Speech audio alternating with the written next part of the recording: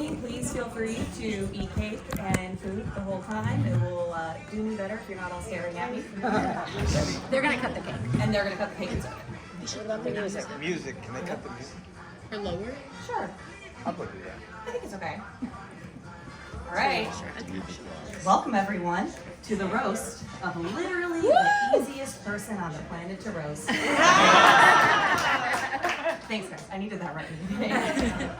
Having been on the receiving end of many, many informal roasts from James, it gives me immense pleasure to be here emceeing this event.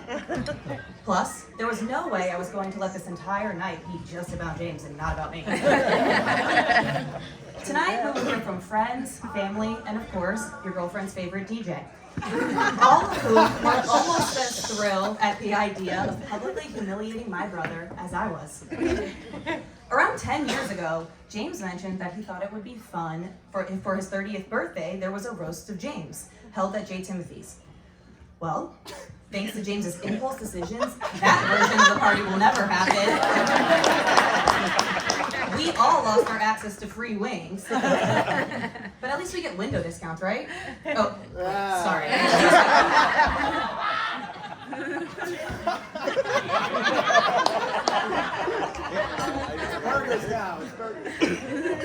Our first speakers tonight are Uncles John, Wilson, and Seth, who are really our cousins, but our parents were out of control with the uncle and aunt label in the early 90s.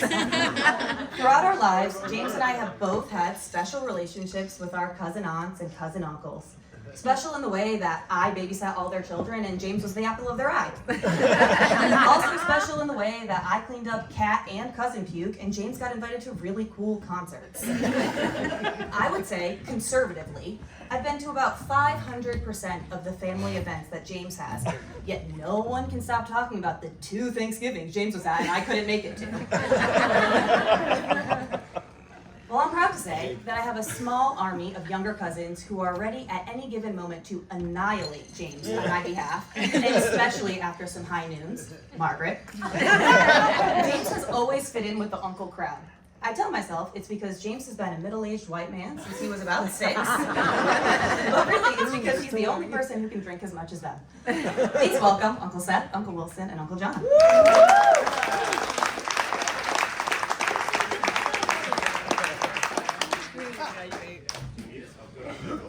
All right.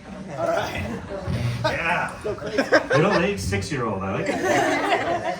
This is good. So apparently they're rating this on authenticity, relevance, and choreography.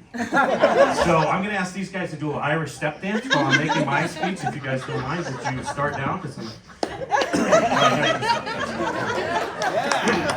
Nice job.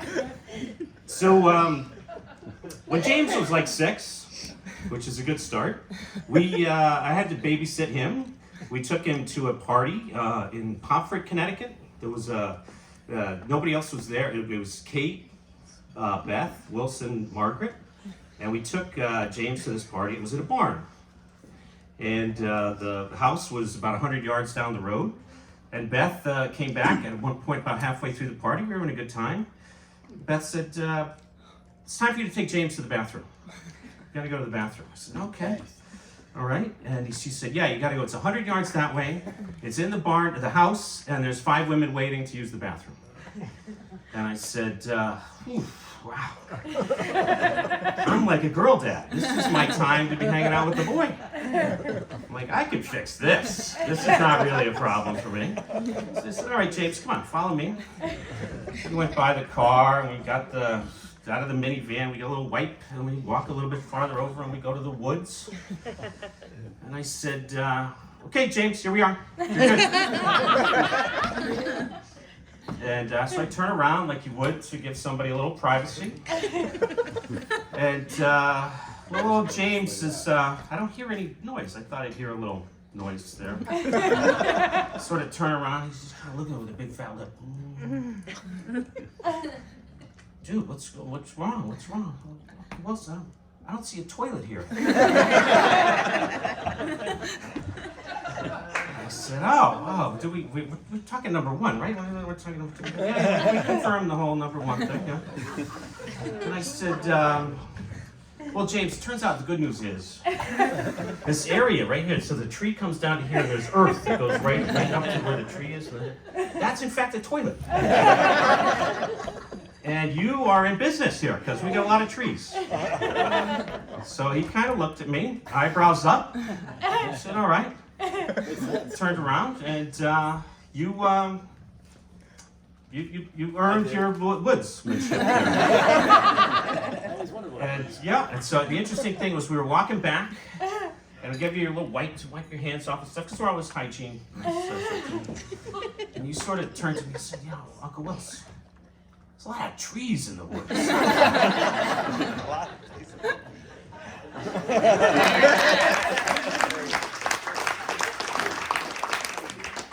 Same time frame. He's, I think it's like 2000. We're at Harry and Janice's house. All the cousins are there. And Harry and Janice Mazadorian had just got a new refrigerator. And there was a giant refrigerator box in the house. And Wilson decides to put the refrigerator box over his head and his body. And he starts walking through the house, saying, "I'm crazy refrigerator box man." Okay? Still am. And James was shaking. And I'm watching him. Everybody's looking at James, and James is saying, "Don't be scared. That is true. Don't be scared. Don't be scared." And you know, people are laughing and giggling at James, and I'm thinking, this guy over here is walking through the house with a box over him saying, "I'm crazy box man." That is terrifying. So I thought, James, and I still think this, you are a very intelligent, smart human being. And I was like, smart kid. This is terrifying. Fast forward to, I don't know, 15 years later. I think James is 21. We're trying to do this chronologically. And Susan, James's wonderful mom, has taken a trip to the country to see Lynn and I. Oh, God. And you know, I was so impressed with, and seeing him over the years, I've always been impressed by his sort of connection to his emotions, his respect for fear and things like that. So Susan's at our house, we have dinner, go to bed. She's in her room, and at 3 a.m., I hear him talking on the phone. And it goes on for like an hour. And when Lynn and I woke up, I said, "Lynn, I think something's wrong. Susan's been on the phone all night long." And we get downstairs, and Susan, her bags are packed. She was supposed to be there for the whole weekend, but this is after the first night. Her bags are packed, and she's ready to go. She looks at us and says, "James was at a concert in New Jersey, and I don't know all the details," she said, but apparently he jumped off of the stage during a concert, and his friends, maybe some of you are here tonight, weren't there to catch him, and he landed on the ground and shattered his elbow, and he's in the hospital. I gotta go. So off goes Susan. She left her wonderful cookies with us. And for all these years, I've been thinking, how do you get from this smart kid with this healthy respect of fear to someone who basically has no fear and is going to do anything that they want? And James, you're 30 now, okay? Your brain is still developing. The male brain, as we all know, still develops for probably until you're like 50 or 60, okay? Including the part that's focused on judgment. But it seemed like you were more developed in that respect as a child than you are now. I don't think you're regressing, because there hasn't been anything like that for a while, but you are a wonderful person. We all love you, and I'm glad you're okay.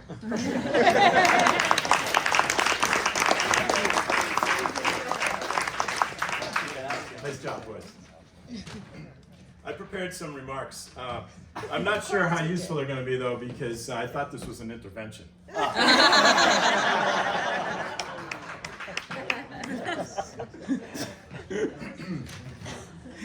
So what do you say about a guy who's personally responsible for the death of over 250 million chickens?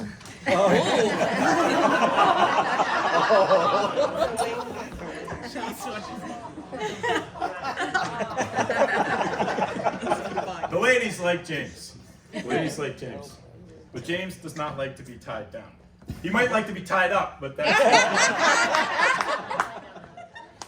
A lot of you don't know, maybe, that James does a lot for his community. You might not know that because he doesn't. I'm just kidding. He has done a lot for the local economy. He's paid at least half the women in town to keep their mouth shut.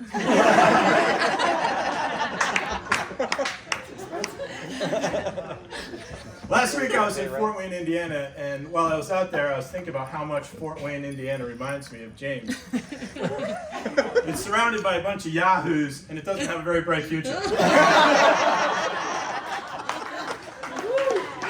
right, that's a little harsh. That's a little harsh. Fort Wayne has a great future.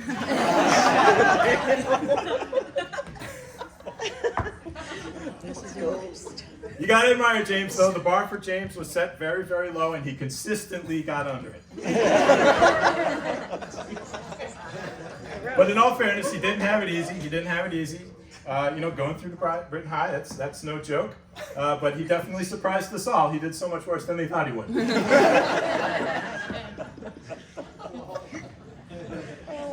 Well, he did, though. He had to go through a lot of trial and error, okay? But some of those errors almost went to trial. But he had friends that helped him through. He had a good set of friends that helped him through. Just look around. You can see his friends here. No, I mean really look around. They might be trying to steal your cell phone. All right, that's all I got. Hey, you are the man. You are the man. You have carved your own path. You have so much success ahead of you. Yeah. We love you.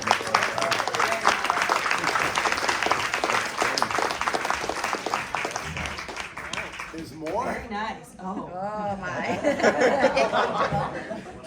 So continuing on the trend of our parents being out of control with the aunt and uncle label in the early 90s, our next speaker is Auntie Joan. Oh, God. Auntie Joan taught James and I so many basic life skills that unfortunately I don't think James has used at all as an adult. She taught us how to ride bikes. I can confidently say James hasn't ridden a bike in 15 years at a minimum. She taught us how to camp. James recently stopped talking to a seemingly otherwise lovely woman because her Instagram looked like she liked to be outside. So I don't think he's camping anytime soon. On the one family camping trip we ever took, I convinced James that he was adopted from aliens. I know, it's mean, but he was so annoying back then, and I really needed a break. James got so upset that he wasn't really part of our family, or human at that, so he took off. Luckily, he brought one of our hot pink Barbie telephone walkie-talkies with him, so I could find him before my mom found out and killed me. James, Auntie Joan might not be your real aunt, Uncle Seth might be Dad's cousin, but with that nose, you are from no other family than ours. Please welcome Auntie Joan.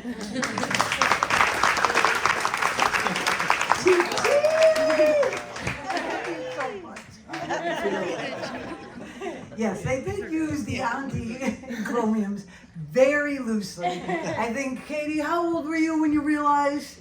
It's like, she's not related to me. Not at all. No, a random bit of connection here at all. 28 maybe. You're not our aunt. No, we didn't get the memo. But you were part of the sleepovers. So, as an encomium to you, not a roast at all, my heart is so full. Susan, David, and I met each other at about the same age that you are now. You show so much more responsibility. Really, you're doing great. And when I was thinking of this moment for this evening, first of all, there is a little reason. I am presently participating in the very important Holyoke St. Patrick's Day Parade. The birth of James kind of interfered with that a little bit. So we lost the Buckwells at that point, but the tradition rolls on, and I've managed to split my time right there. And as I was just thinking about James and the years, I had the lovely privilege. I would just drop in on the family. I could be found at the dinner table, I could be found at the ball field, I could be found at the pickup at school. It was very random, and Auntie Joan is here. And there were moments, James had a little bit of a dark period. How did I share this with you guys? There were a lot of tears. Very sensitive young man, and I think this 6, 7, 8 period is explaining a lot. So, there were rules in the Buckwell house. And when you come from teachers, and Dave was a product of a teacher mom, the rules were the rules. They came as a surprise to this guy every night.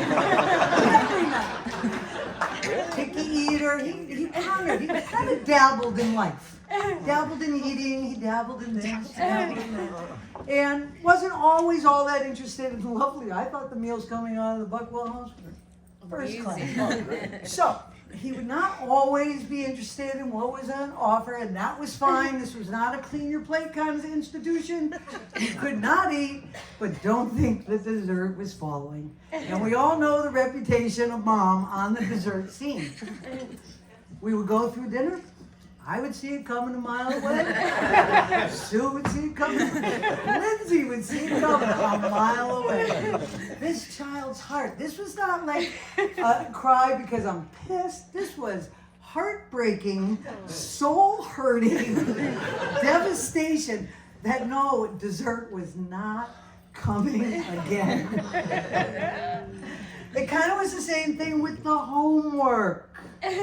Again, not that you would have ran into Mom in the hall or something. She asked about the book bag. Was there going to be homework in the book? You assured everything was under control until the bus pulled up and the weeping would start. It was such a sensitive soul. And that's how we got to the bike riding. This was a particularly traumatic thing. Dave is a pretty laid-back guy. He got some of that in him. But when we got around the block of some sporting events, things got a little edgier. And you, young man, were not on track on the two-wheeler thing that you had to hit. You were well past what they've considered two-wheeler riding time. And James, Mr. Sensitive, the end of his seat right at the end, over by the slider, he was kind of locked in there. He couldn't get out. Dave, you gotta ride a two-wheeler. I don't know why it became important that month, but it did. And James, weeping at the end of the table. Can't we just get Auntie Joan? Sure. And we did. And it was all good. And you're a rock star. I love you.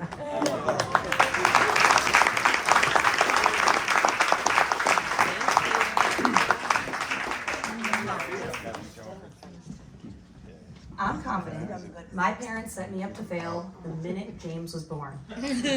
Or, to be more precise, the minute James David Buckwell II was written on that birth certificate. As soon as the ink was dry, it was game over for me. No legacy scholarship, master's degree, 500% more family attendance could ever get me to be James David Buckwell II. Do you know what being James 2 comes with? Let's start with some dope-ass initials, JDB2. James was the only second grader I know who would top his homework with his name with his initials, or then sometimes his entire government, just because he knew that his name was so cool. Being James 2 also comes with sometimes mail or bank confusion, and then a harp. A casual family heirloom harp that goes to James. Just because he's James. Not to mention the huge diamond ring he got on his 25th birthday. Again, just because he's James. In fairness to James, he's been equally obsessed with our grandfather, James David Buckwell I, for as long as I can remember. So obsessed that for an inappropriately long time, he was convinced that our Italian grandfather, our nonno, was our uncle. Please welcome James David Buckle the First.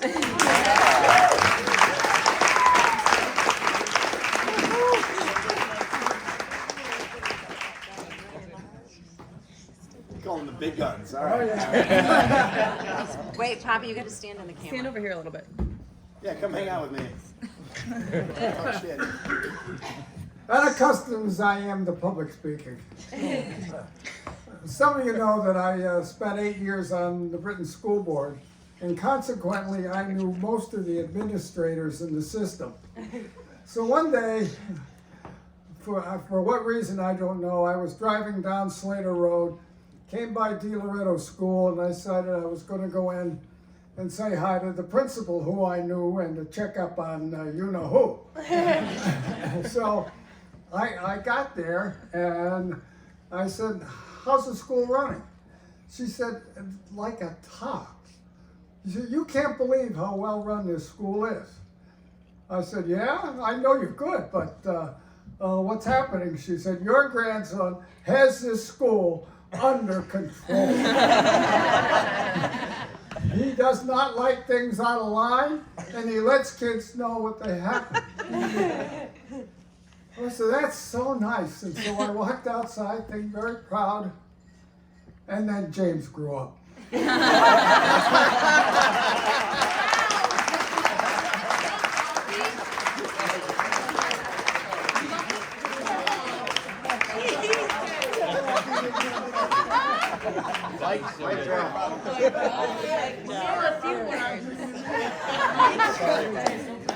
That was funny.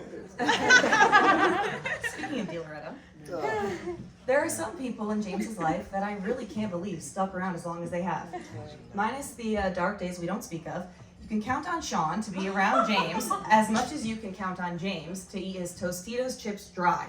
No salsa, guac, cheese, anything. Sean, James, and I all went to the same bilingual school.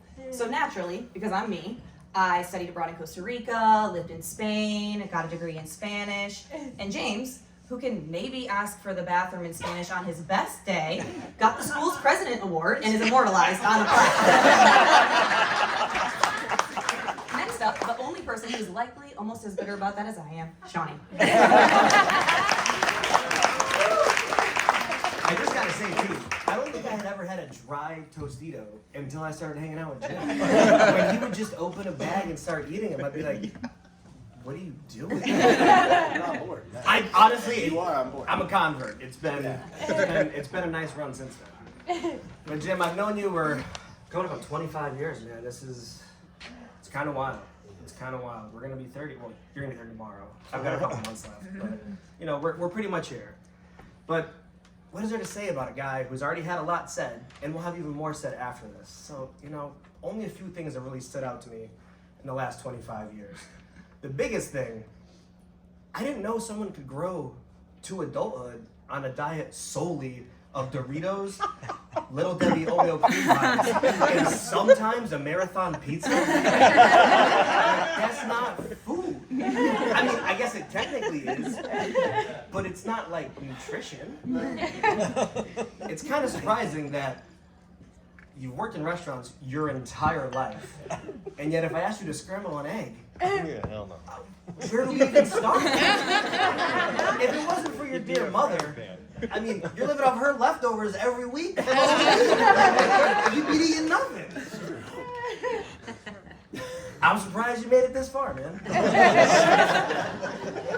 I will say though, there was a time when we were a little bit worried about James because he was getting a little more protein in his life and he started to look a little bit like Popeye. And we all were telling him, Jim, you could do something besides arms. And he was like, no. When someone makes fun of your dad bod, you gotta work on it. So he put a lot of effort in it.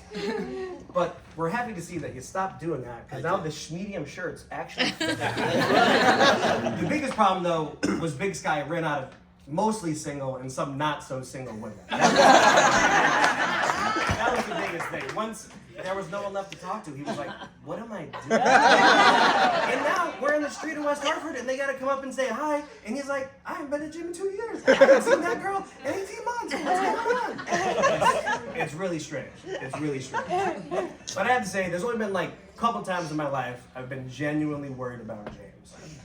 And it was the years he would sleep in my parents' basement, and I'd come downstairs, and he'd be sleeping like a murder victim, completely upright, and his neck at such an ungodly angle it physically hurt me. I was just like, what are you doing? You could lay down. And he'd be like, oh no, I'm good. It made no sense.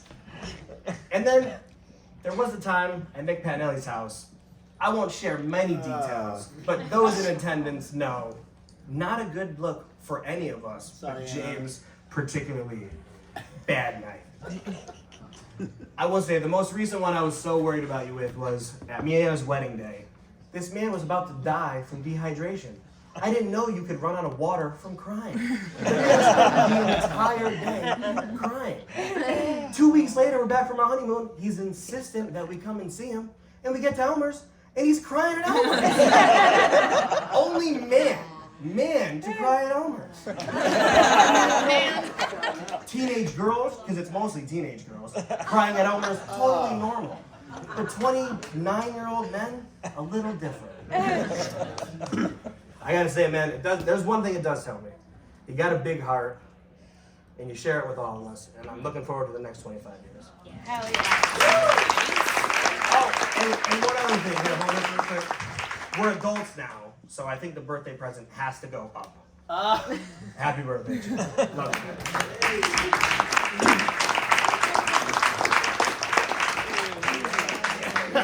James and Sean have been passing 20s to each other for their birthday for about 20 years. So It's like the that's best a good birthday gift. gift of my life. Yeah. The youngest and probably only person I know to use a canteen is our friend Mario. I can't lie, everything else I have to say is completely irrelevant, but I couldn't not bring up the canteen. Around the time that James and Mario became friends, Mario's sister and I also became friends. And we decided to experiment with some substances that will remain nameless, but were previously illegal and are now legal. I stupidly left said substances in my room, and my parents found them. Their thought process must have been, well, if Lindsay's doing it, then James is definitely doing it. Because they ransacked his room and found out that James was, in fact, definitely doing it a lot more than I was. There begins the legend of James being drug tested in my parents' first floor bathroom every week for what felt like years, and me somehow getting off scot-free. Sorry, I guess some days it isn't good to be JDB too. I want to say that none of this has to do directly with Mario, but it's Mario, so I think you can all draw the parallels. These are all Mario.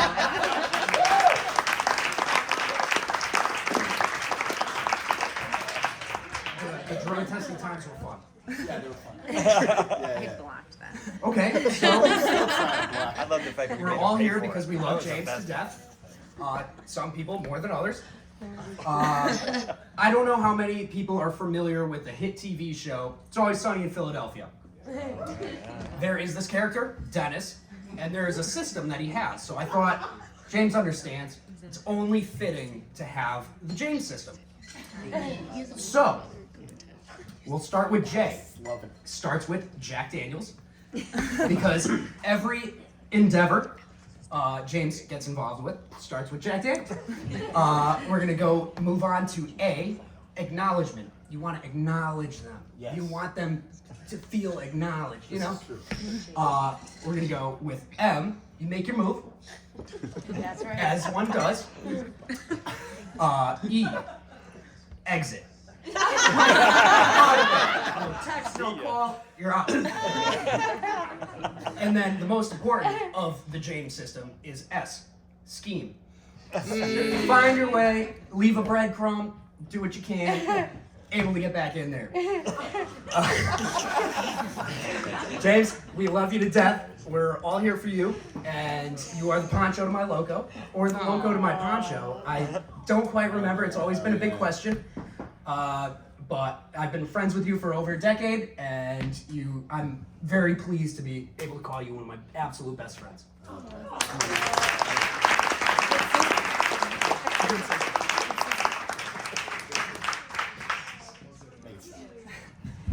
a couple more. Okay.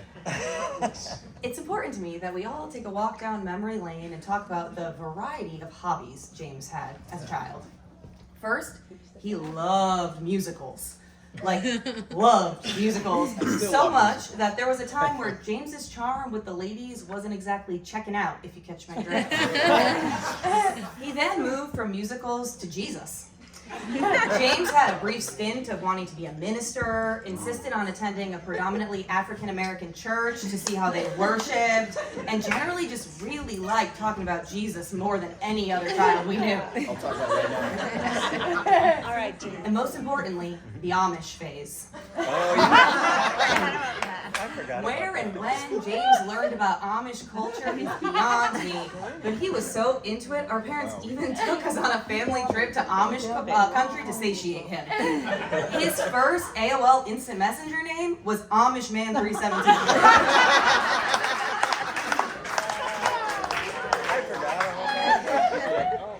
All the while, hobbies and all, Amish Man 317, Jesus Lover 212, Broadway star 1 James found it in himself to get tangled up in many a web of girls. Most notably, Nikki, Alessandra, and I'm not sure really in what capacity, Enzo. Please welcome Enzo.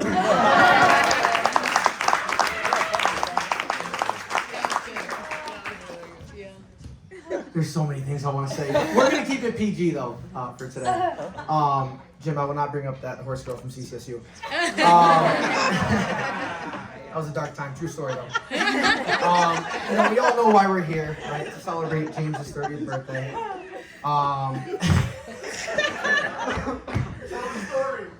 can't. He'll kill me. You asked me about it. Unlike my other friends, I would say James's birthday was meant to happen for him. Now I know what you're thinking, March 17th, St. Patrick's Day, not because he's lucky. Believe it or not, he was meant to be on March 17th because of one reason only. He is the king of Irish goodbying. If anyone knows what Irish goodbying is, it basically means we're in a group setting and then someone just leaves without saying goodbye. Literally, you'll be at a bar and all of a sudden I get a drink and I turn around and he's gone. I'm like, oh, James is drunk, he left, didn't say bye.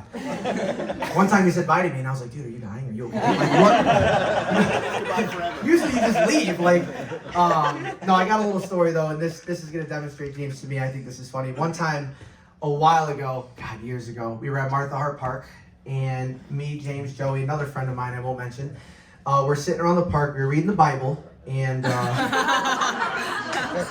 right, we were smoking pot, to be honest. Sorry, it was a long time ago. And while we were there, he remembers this story. One of my friends, time went by, and out of nowhere, he just lights out. Just true story. He actually passed out. Smacked the ground, and I'm sitting there, and I was in slow motion, and I was like, oh my God, what is going on? And I look up, and Joey is like, call 911, oh my God. I'm like, relax, and I go down to talk to my friend, and I look up to say, James, grab, and I look up, and all I saw was a pair of taillights, and he was gone. That was it, gone. And I was like, wow, if that was a 24-year-old brunette girl, we all know how that story would have been any different. That's all I got for everybody, but Jim, happy birthday.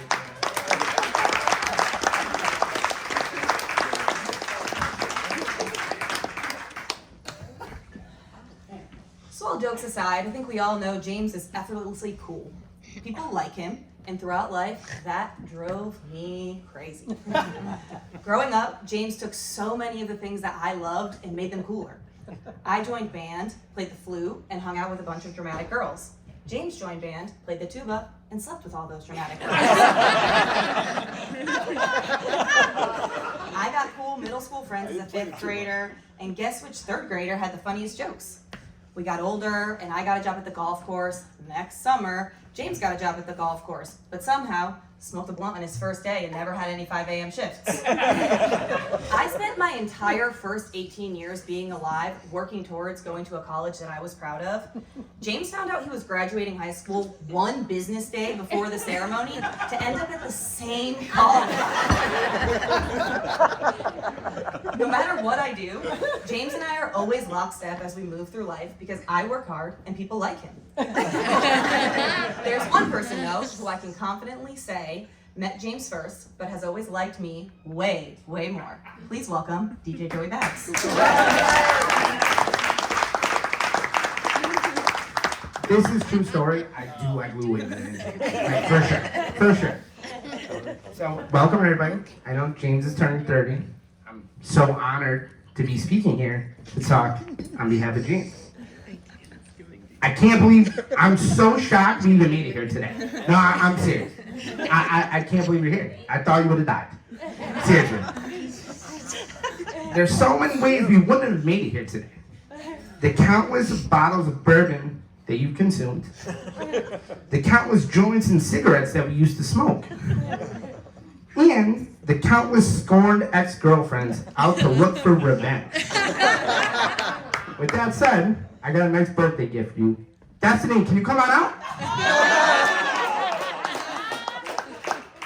Destiny is very cute. Oh, sorry.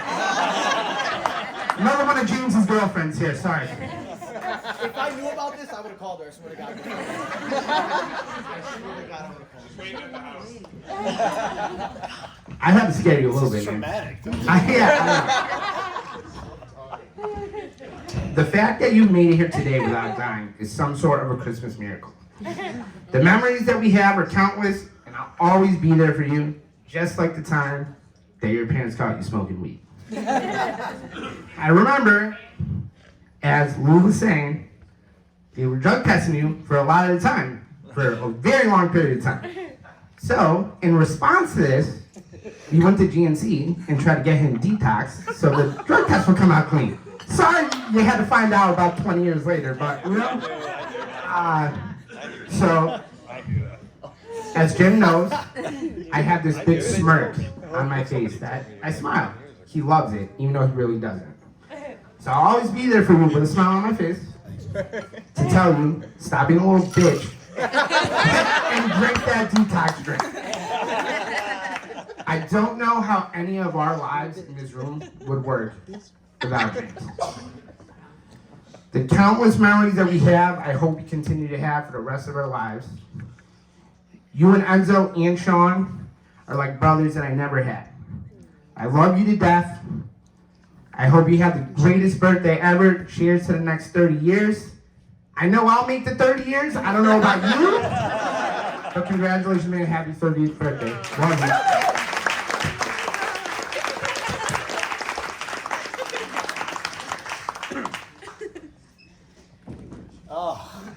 So I think the only reason it's okay to roast the underachiever vibe that James gives off is because everyone around him knows how much he really, really cares about the things he thinks are important. For example, he really cares about being on time. He literally broke up with a long-term girlfriend because they were constantly late. Not because they wanted to marry him for citizenship, became a stripper, brought a wizard into his home, split their tongue in two, but because they were constantly late. Another one of the things James has always cared about is music. Not radio music, music that James thinks is good. Meeting Gil Gelati took that care for music to a whole new level. Gil, I've never properly thanked you for encouraging James to lean into his music snob self, so thank you so much. James's man crush on Gil is so real, that's actually the only reason he showed up to those 2 Thanksgivings no one can stop talking about. Please welcome the man James wants to be when he grows up, but also maybe wants to marry, Gil Gelati.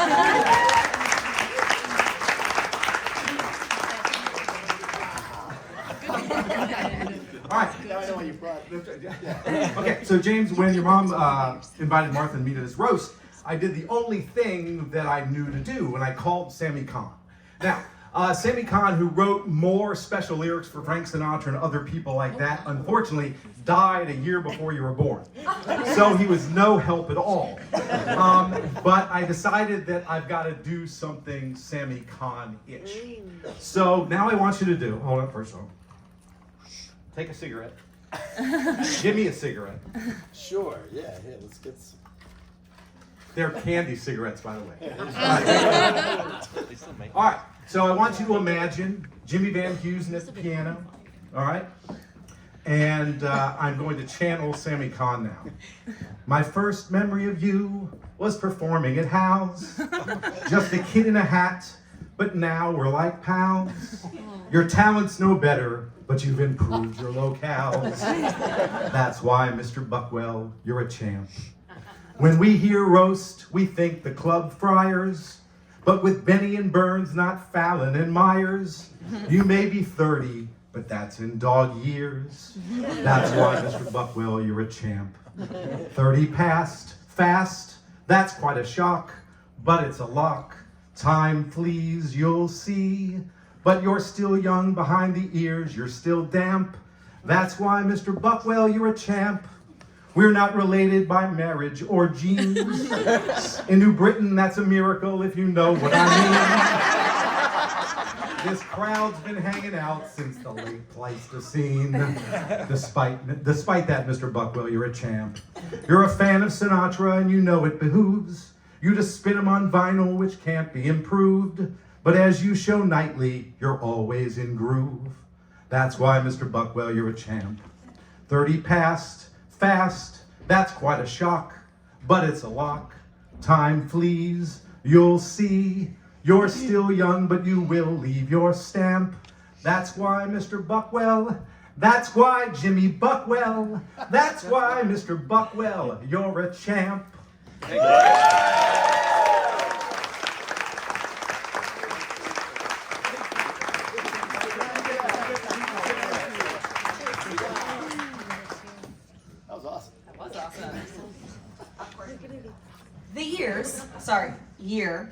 Semester that Lily and James and I spent at Marietta together was one for the books. Though we didn't often see James in the academic halls, we certainly did see him at all the best bars and parties. He spent time with all the girls Lillian and I specifically asked him not to, and took advantage of Lillian already being 21. That was all short-lived, and James was back in Connecticut at the time that Lillian and I were graduating. On the morning my family was supposed to drive out from Ohio, James was nowhere to be found. He had fallen asleep at a girl's house, hadn't woken up, and my parents left without him. Luckily for James, Uncle Ray was a few hours behind and drove him. Luckily for me, the girl, Destiny, who purposely turned his phone off so he wouldn't make our graduation, is still actively making his life hell 10 years later. Please welcome the other controlling and often bitter other sister James never knew he needed, Lillian.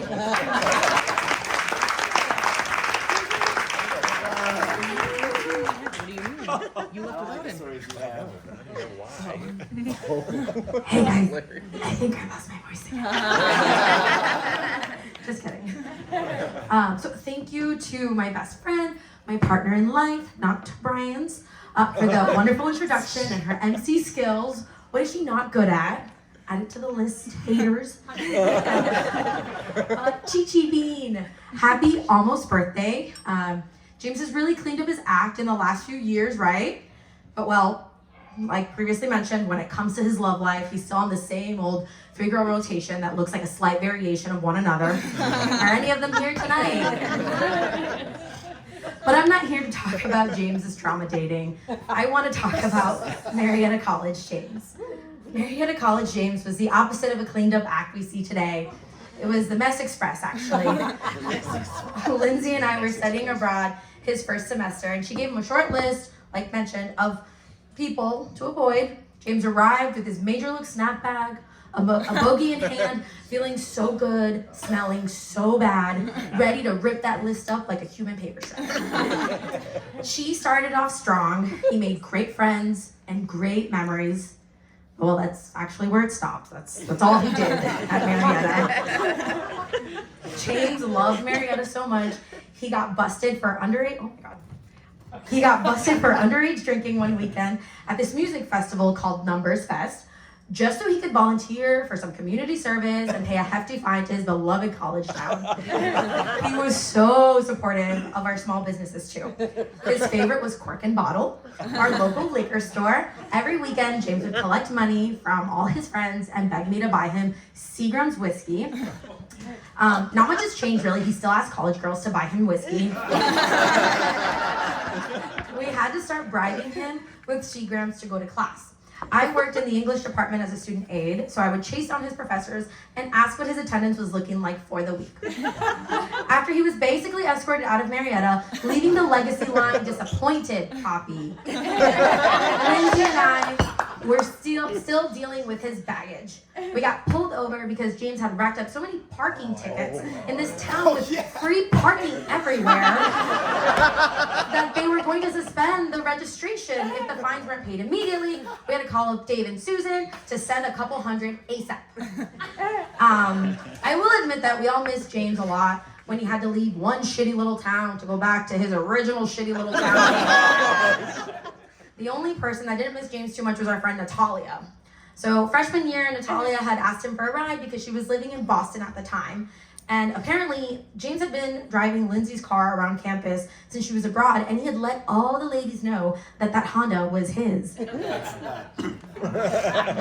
James agreed and assured her that he could get them to Connecticut safely and timely, showing off the laminated directions that Susan had made for them, but yeah. They're about 4 hours into the trip when Natalia senses that they're going further and further south. James was blasting Miley Cyrus without a care in the world, telling Natalia that she was wrong, that they were okay. Natalia finally pulls out her GPS because it's like 2011, like it's probably not on our phones yet. And it was true. James had driven 3 hours south. So their supposed 10-hour road trip turned into a 15-hour journey home. Yeah. So there are so many things that we could say about James, but for now, I'll just say thanks for turning a year older. I love you, Chi-Chi.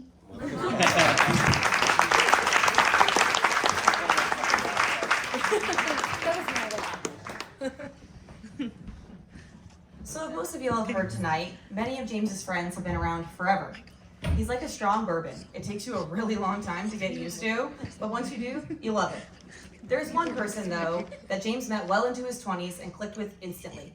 They bonded over their love for old school rap, their really inappropriate obsession with dead baby jokes, and their agreement that the world is in fact flat. Definitely. But most importantly, they agreed on how much they love his sister Crystal. Please welcome Alex. Thank you. So everyone give it up for the mistress of ceremony, Wendy. Yes, Wendy, which is what Lily's old Cuban uncle calls her. You'd think after all this time he'd remember your name, right? But I can't really blame the guy, because Lindsay, she goes by a few different names. Lindsay, of course, Linz, Lou, Wendy, and the most recent addition, Intimidating. Yeah, intimidating. But you'll have to ask James's ex-girlfriend about that one. Now, I don't think you're intimidating, but James, can you look over at her and tell me if she's laughing? Because I don't want to look at her now. All right, I see Brian. Brian is here too. What's up, buddy? I love you, Brian, but I think it's time someone told you you're dancing.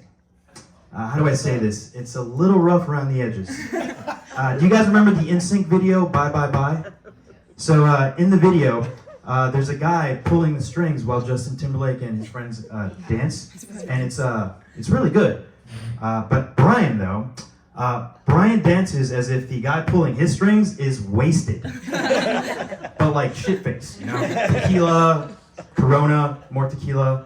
But Brian, we love you, man, so just keep dancing. So who's next? Joey. Your girlfriend's favorite DJ. You know, Joey is the arcade basketball champion at Elmer's. You guys have a legend right here. You know, when you think about the greats, LeBron, Jordan, Kobe, rest in peace. Joey. DJ Joey. Yeah. It's truly impressive how fast his arms move while he's playing, you know, especially while he wears that hoodie sweater with the sleeves cut off so his arms are exposed. Bro, don't your arms get cold? Anyways, you can find Joey at your little cousin's next birthday party, DJing right next to the bounce house and the face painting station. I love you, Joey. All right, now for the man of the hour, James Buckwell. Jim, Jimmy, Chi, Jimbo, Jimothy. James with a Y in the middle. I don't know, but he goes by many names. You know, James, I've been thinking about the best way to start your roast. So how about a dead baby joke? Yeah. Huh? Get this party started, huh? Yeah. Huh? You ready? Nah, I'm kidding. That would be very immature and inappropriate of me to do. but that is exactly the kind of thing that James does at family dinners. Nothing like a dead baby joke to go with your bolognese, right? Yeah. It's always a good time with James, though. Although I am a late addition to this crew, I've known James long enough to consider him family. You know, he's like a brother. Then James found out I had a sister. Tried to hook up with her, you know? Look, gee, when I say brother, it's more a term of endearment, not a call to action, okay? All right, let's not play Game of Thrones here and try to merge houses. Let's leave the in-law part out of this, all right? And you know, I'm really just trying to help you because these Caribbean Latin women, you don't want to piss them off. Trust me, I know I'm marrying one. Love you, Lily. You know, James used to be in a rock band, right? A band called Hardwater. Yeah. I listened to them. Hardwater. More like hard to listen to. Rough, man, rough. And what was the album called again? Against the Rocks, right? All right. More like a rock to the head. That was painful to get through. But thankfully, it's no longer on Spotify. I checked, so we're safe. All right, James likes whiskey. That's a sentence, but I do have a story. It's also the source of many questionable scenarios that he gets into. For example, remember the club at Mohegan Sun for Brian's bachelor party? Good times. We were drinking whiskey that night. What was the name of the person that you met there again? Was it Rebecca, I think? You remember the one that threw you over her shoulder? Fireman carried you to the corner of the club for some alone time? You know, sorry to tell you, James, that was not a Rebecca. You made out with a Randall or a Robert. I don't know what, but I'm pretty sure that was a dude, man. Sorry. I mean, when their hands are bigger than yours, you know. Yeah, but don't worry, that secret stays in this room, okay? All right? Free love for everyone now. Now, James is a playboy, and sometimes he wears his beer goggles, you know, as you just heard, but he's always on the prowl. And if you know James, he's a huge fan of that show, It's Always Sunny in Philadelphia. So, Mario, this is going to sound very familiar, but in the show, there is something called the Dennis system. So, the character creates a system of seduction based off of his name. And as many times as I've seen James in action, I can see that he has his own system. So, I too will present the James system of seduction. It's slightly different, but you know, might as well be the same. So now for the first step, Jay, not Jack Daniels, Jester, right? When entering a social setting, James likes to start with a joke or some kind of witty comment, disarming his subject and building trust. This then takes us to our next step, A, attraction. At this point, James has won the attention of this person, and he will begin unloading his Wikipedia and TikTok knowledge onto them. Merely posing as an intellectual, right? Funny and smart, or at least appearing to be. That's the winning recipe. That's it. James has now put in the work, and it's time for his next step. M, mating. Engaging physically. Now, I don't have to go into too much detail, but James will do as he does. And then inevitably comes E, ending things. All right? It is at this point where James begins to sense that impending threat of commitment. So he will manufacture some kind of conflict, real or not, leading to the breakup, setting him free. And finally, the last step. See you again soon. As you all know, James likes to double dip, even triple dip. Although he has made an exit from the relationship, it is only temporary. And he will be back for more, thus the cycle repeats. The James system. And with that, James, as you sat here taking verbal beatings, just know this all came from a place of love and familiarity. You are entering your 30s, but just remember you're in a room with a lot of people older than you, so if you have any questions, please let us know. Happy birthday, brother. Love you.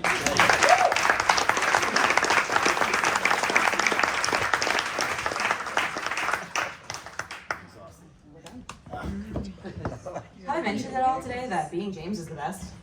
You get a cool name, skin that tans way too easily for being half Irish and Scottish, and a lot of luck that comes half from being David Buckwell's son and half from being born on St. Patrick's Day.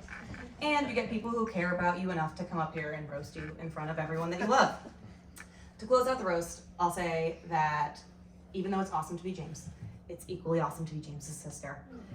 underneath all the very real annoyance, but fake bitterness and jealousy, I had someone by my side since the minute I can remember, making me a more well-rounded, musically aware, confident, and fun to be around person. G, being your sister, is the best thing I never got to choose, and spending all this time thinking about our lives together has cemented that you're my favorite person ever. Happy birthday. We all love you.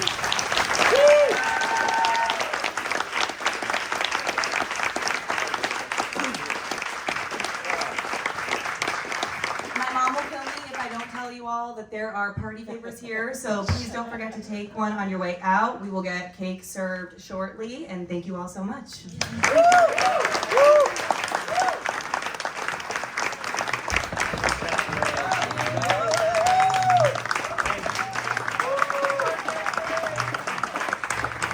Nice job, nice job.